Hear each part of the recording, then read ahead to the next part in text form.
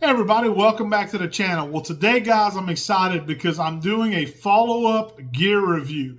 I know if you're like me and you watch YouTube all the time, you're always looking for new innovative gear as a waterfowler to be able to go out, purchase, take into the field, and hopefully have some success with. And if you followed up to the previous video, like I mentioned, this is a follow-up to a video that I've done about a year and a half ago. Right around that time, I was in the market for a new shotgun, but specifically, I was in the market for a 20 gauge shotgun. So I had went down to my local Cabela's, and those of you who have had the opportunity to shop Cabela stores before, you're probably familiar with the gun libraries that they have.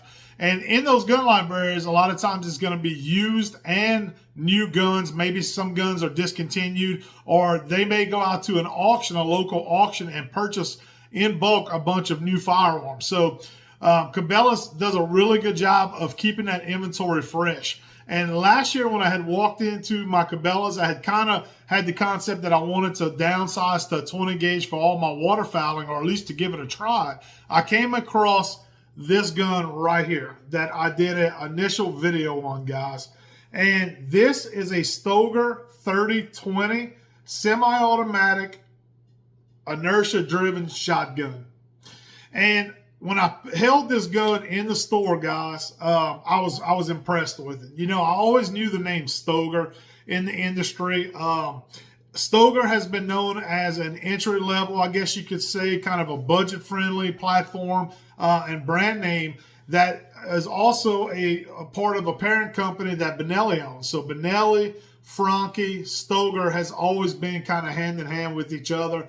Inertia driven shotguns, very reliable, but the Stoger line is very affordable on top of that. So I said, you know what? I said, when I saw this particular gun, this 3020 from Stoger, I held it, I put it to the shoulder. I liked the way it felt. The weight was absolutely incredible compared to my Franke 12 gauge that I had been shooting.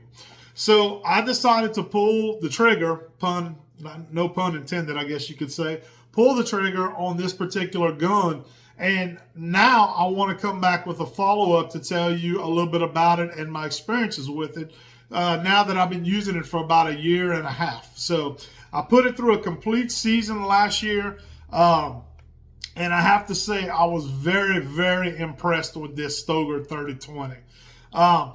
Couple of key features, guys, that I liked about it. Really, I mentioned already, lightweight, very, very lightweight. When I'm, you know, as a waterfowl hunter, specifically a public land waterfowl hunter, a lot of times we are on the go. You know, we're hauling guns, we're hauling gear in and out of reserves. You're not going to be set in a particular duck blind, maybe like you might have on private land or on a lease.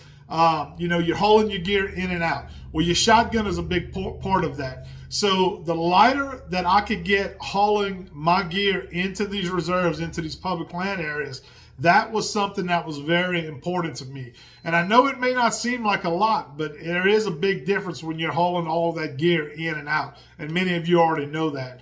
So when I picked up that 3020 and felt the weight of a 20 gauge as compared to my 12 gauge, that was a big selling point for me. And this gun has basically stayed true to that of what I thought it would be. So very, very lightweight going to this 20 gauge. Another great thing about the Stoger M3020 that I really like is the inertia driven system. For those of you who may not know this, Stoger, like I mentioned, is under the umbrella of the Benelli family. Also, Franke is under that umbrella as well. And they are known for their proven inertia-driven platforms, guys. Now, with the Stoger platforms, the 3020 here, the 3000, the 3500, which are the 12-gauge versions, the inertia spring and system is actually located in the forearm on this particular gun on the Stoger systems, as compared to with the Benelli and the Franke, it's going to be located in the rear butt section here. So that's a little bit of difference. Now, I noticed when you go to the 12-gauge versions of the Stoger, The forearm grip is a little bit bulkier than you would find in the Benelli and the Franchi, obviously, because the inertia system is built into it here, but really not that much difference in my opinion. But here on the 3020, it's even less. I mean, this is a smaller platform, smaller profile gun, and this forearm is very, very sleek and aerodynamic. So you will not notice that on the 3020 from Stoger. It's a very, very slim, low profile, lightweight platform built on an inertia system, like I said, that is very much proven. Now, what's the advantage to an inertia system over, say, like a gas system? For those of you who may not be aware, the inertia system has less moving parts inside of their guns. They also require a little bit less maintenance. Now, let's not get carried away when I say that, because as a responsible firearm owner and somebody who's hunting year in and year out with this platform, you want to be able to clean it. You want to be able to take care of it. That's not what I'm saying when I say less maintenance. But as compared to a gas system that may, that gas is collecting those particles, that gunpowder, all that type of stuff, over time, it does tend to get a little bit more dirtier on a gas system than you'll find with an inertia system like right here in the 3020 from Stoger. So it burns cleaner, a little bit less maintenance on the inertia systems, but overall just a smooth running platform. Now, this gun, since I bought it, guys, this gun has been revamped a little bit. For 2023, Stoger made a couple of upgrades to this. Nowadays, you look at the charging handle. This is the traditional flat charging handle that came on the original, which is what I have here. Nowadays, the oversized charging handles are something that's very important. A lot of guys like that, especially when you're running in cold temperatures. You have a big charging handle you could grab with gloves. No issues at all. So they have upgraded to a larger charging handle on it. They've also upgraded the butt pad itself. So if you look at this one that I got here, it's nothing fancy. It's just a rubber butt pad, but it's very comfortable when you shoulder this particular gun, and it has worked flawlessly, guys. And to be honest with you, some of my higher end guns like my Benellis, my Franchi, that I have in my 12 gauge version, they have more of that foam padding, I guess you could say, for the butt pad. And honestly, that's one thing that I do not like about my Franchi, because over time, and the more I've used it through the seasons, it started to deteriorate. So to be honest with you, I think this is a huge advantage on this particular gun, with it being rubber, nothing fancy. Yes, it may be a little bit heavier, but if you look, they have it ported with holes. So that does take away from some of the weight, other than being a solid piece of rubber as compared to foam.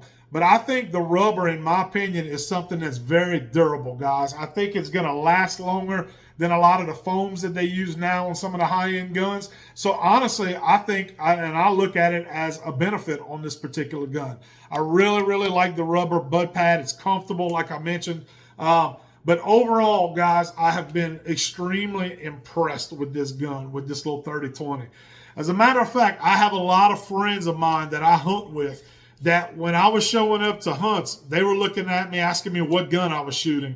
And I was telling them, I said, I made a switch to a 20 gauge, and I liked it so much, I never really put it down after that. I never went back to my 12 gauge.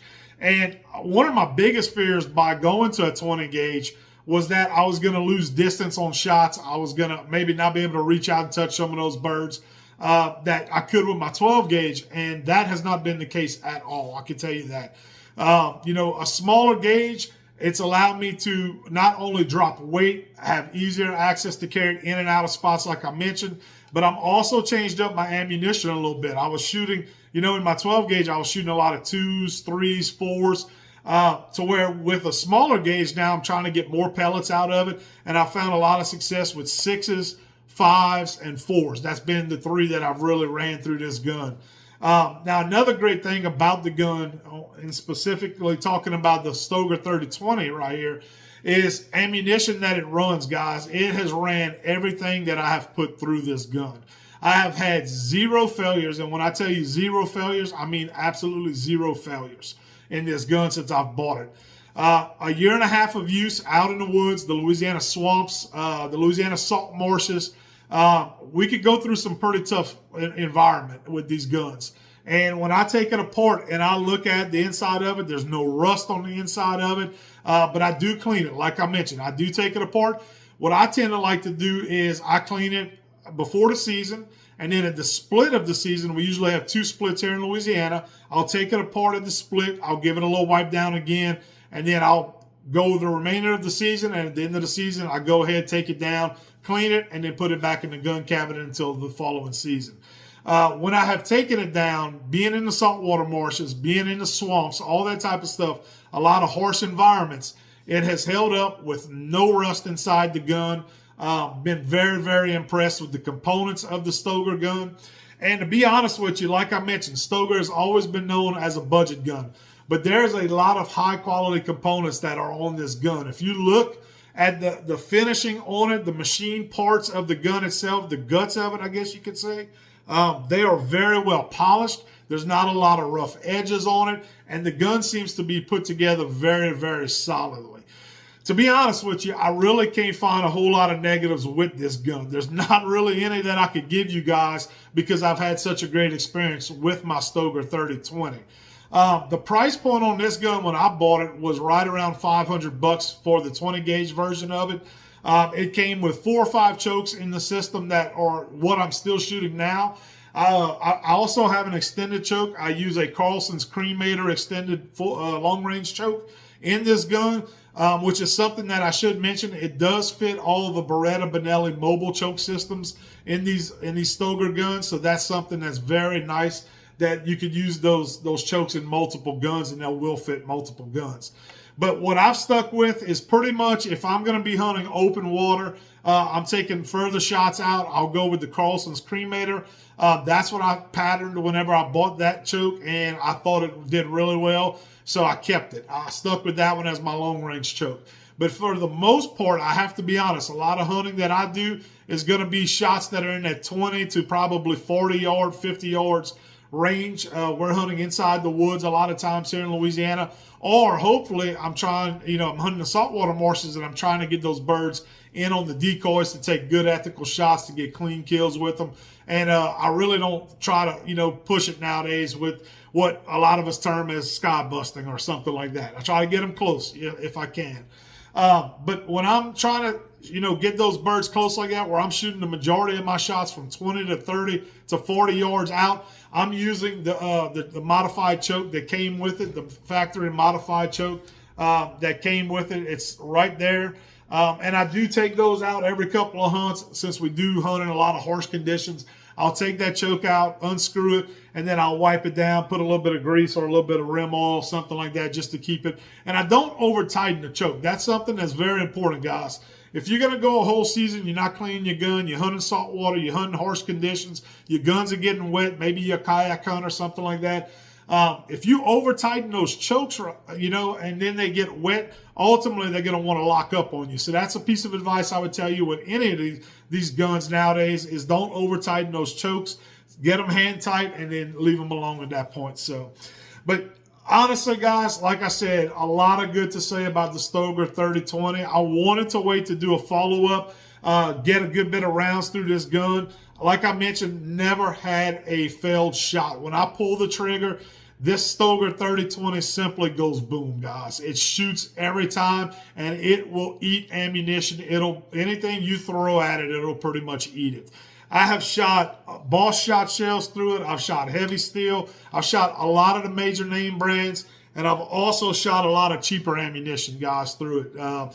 Whenever we went through the pandemic, it was a little bit tougher to find ammunition. I was buying Academy ammunition, the Monarch brand. I was buying the Blue Box Federal, Super X, Winchester, all the stuff that we see that we would call budget, ammunition nowadays. I have ran through this gun. I've also shot low power through it, and it cycled perfectly.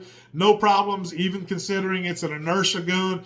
And, sometimes you need that recall to get that next one into the chamber. I didn't have any problems with the little bit I shot of low power when I was doing some dove hunting with it. So if somebody is looking to buy a budget-friendly gun at a very affordable price that is maybe, something that they're going to use as their main gun, whether it's duck hunting, any kind of small game hunting, or just anything in general. Maybe you want to shoot trap, you want to shoot skeet with it, that type of stuff. I highly recommend the 3020 from Stoger, guys, especially with the new upgrades they've done to it, with the new charging handle, the new butt pad, that type of stuff. I really haven't got to shoot one of the new versions, but it looks like it's the same operating platform from what I could tell, with just a few upgrades to it. Also, something I want to mention too, guys, the camo finish. I had guys tell me that they had Stogers in the past, that they didn't find the finish lasted on the guns. Well, like I mentioned, been dragging it through swamps, saltwater marshes, that type of stuff, and mine has held up very, very well. Even the barrel, places that you're going to lean that gun up against, the barrel is a high traffic area for abrasion. When you're leaning it up against duck blinds, you're leaning it up against trees, wherever it may be leaned up against. That's an area that you'll start noticing on some of the cheaper guns. The camouflage finish starts to deteriorate and come apart. And I can tell you that this gun has held up extremely well to that. So it looks really almost like the day I got it out of the box, out of the gun library at Cabela's. So if I had to recommend it to somebody, guys, I would tell you, do not shy away from the Stoger. I know, the Stoger brand. I know a lot of people out there nowadays, they try to, go with the high-end stuff because of the name. I look for good quality equipment when we're looking to waterfowl hunt, at good prices, at budget prices, because at the end of the day, we're average working people just like most of you are. And your dollar has to go the furthest that you can go get with it on the equipment that you buy. So the Stoger 3020, guys, I give it a 5 out of 5 on the review. Really, there's nothing I could say that I've been disappointed with on this gun. I really can't think of any cons, to be honest with you.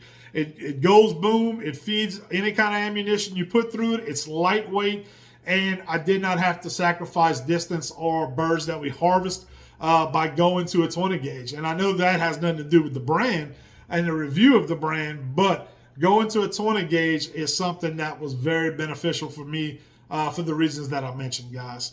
So if you're thinking about buying a new shotgun, definitely don't overlook this gun, the Stoger 3020. Go check it out at your local sporting goods stores. And if you guys have any questions on this particular gun or something that I may not have touched on in this video, please feel free to leave a comment or a question down in the comments, and I'll be glad to get back with you and answer any questions you may have. Well, guys, that's it for this one. Until next time, this is Jacob with Last Stop Waterfowl Outdoors. We'll talk again soon.